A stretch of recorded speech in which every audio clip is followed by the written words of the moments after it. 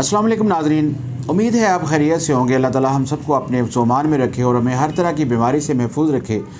नाज़रीन, आज की जो वीडियो है ये मर्दों के लिए बहुत ही ज़बरदस्त है और ख़ास तौर पे उन लोगों के लिए जो बांझपन का शिकार हैं, इनफर्टिलिटी का शिकार हैं, जिनके यहाँ औलाद वगैरह नहीं है। तो आज मैं डिस्कस करने वाला हूँ एस्पर्मिया। एस्पर्मिया इस मर्ज़ को कहते हैं जिसके दौरान जो मरीज़ जब हम मिस्री करता है तो इंजाल के दौरान जो है वो मनी खारिज नहीं होती, यानी बिल्कुल भी मनी जो है वो खारिज नहीं होती, और ये बांझपन की एक बहुत बड़ी वजह है। एस्पर्मिया को एज़ोस्पर्मिया से रिलेट नहीं करना चाहिए। उसमें ये होता है, एज़ोस्पर्मिया में तो मनी होती है लेकिन उसके अंदर स्पर्म नहीं होते, लेकिन एस्पर्मिया के अंदर मनी ही सिरे से डिस्चार्ज नहीं होती। तो हाइपोस्पर्मिया में एक टर्म होती है जिसमें ये होता है कि मनी जो है उसकी प्रोडक्शन कम होती है। तो ये थोड़ा थोड़ा फ़र्क है इन तीन चीज़ों के अंदर, ये भी आपको ज़हन में रखना चाहिए।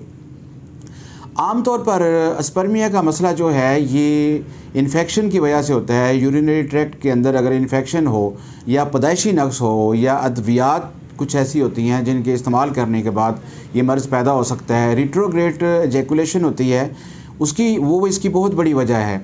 इसके दौरान ये होता है कि मनी जो है वो यूरेथ्रा के ज़रिए बाहर खारिज होने की बजाय मसाना के अंदर चली जाती है।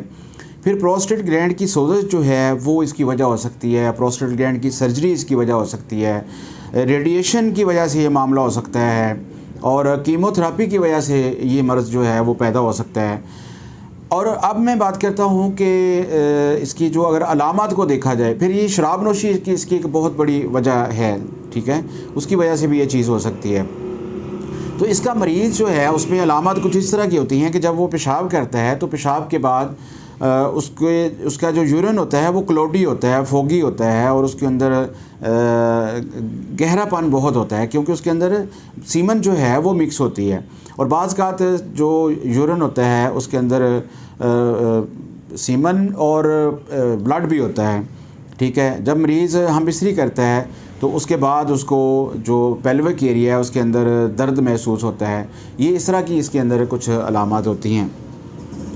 अब हम बात करते हैं कि होम्योपैथी में इसका इलाज कैसे किया जाता है। तो नाज़रीन, होम्योपैथी में इसकी बहुत सारी मेडिसिन हैं जो एस्पर्मिया के लिए इस्तेमाल होती हैं, और उनमें से आज एक मेडिसिन को जो कि बहुत ही ज़बरदस्त मेडिसिन है, ये नसोड मेडिसिन है, बीमारी के मवाद से तैयार होती है, इसको लेप्रोमिनियम कहते हैं। माँ जो है वो कम हो जाती है लेकिन कुछ लोगों में ज़्यादा भी हो जाती है।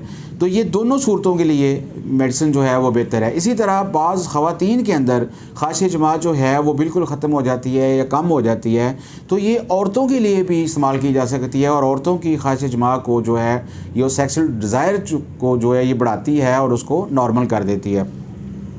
लेप्रोमिनियम ऐसे लोगों की मेडिसिन है जिनको नहाने धोने से, ठंडा पानी इस्तेमाल करने से नफ़रत होती हो या उनकी तकलीफ़ में इजाफ़ा होता हो, ठंडी और खट्टी चीज़ खाने से उनकी तकलीफ़ में इजाफ़ा होता हो, पाँव लटका कर अगर ऐसे मरीज़ बैठते हैं तो उनकी तकलीफ़ में इजाफ़ा हो जाता है। फिर तेज़ रोशनी की वजह से, तेज़ रोशनी ऐसे मरीज़ों को, लेप्रोमिनियम के मरीज़ों को बर्दाश्त नहीं होती।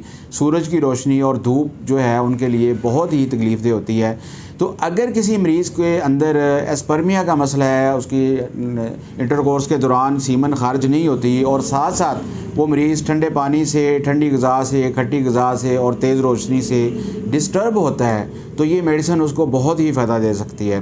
तो नाज़रीन, आइंदा इंशाअल्लाह किसी और वीडियो के साथ हाज़िर खिदमत होऊंगा। डॉक्टर मोहम्मद नसीर अलवी को इजाज़त दीजिए। आज के लिए इतना ही। अस्सलाम वालेकुम।